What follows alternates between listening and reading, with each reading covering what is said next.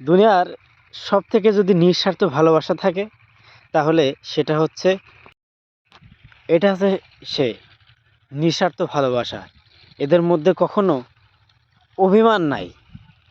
আমি রাস্তা দিয়ে যখন এসছিলাম, ও আমারে দেখছে, প্রায় 2 কিলো পথ দৌড়ে চলেছে। আই আই আই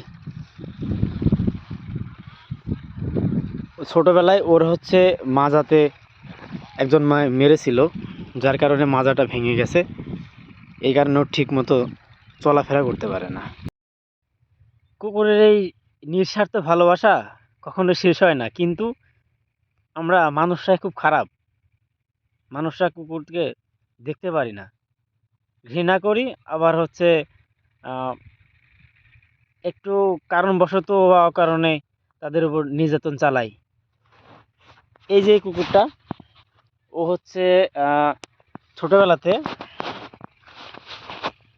ছোট বাচ্চা যখন ছিল, একেবারে বাচ্চা, সে সময় পাড়ার কিছু মহিলা মেরে ফেলার জন্য ওরে বস্তায় পুরে, ঠিক এই সময়টাতে বস্তায় পুরে মাঠে ফেলা আসছিল।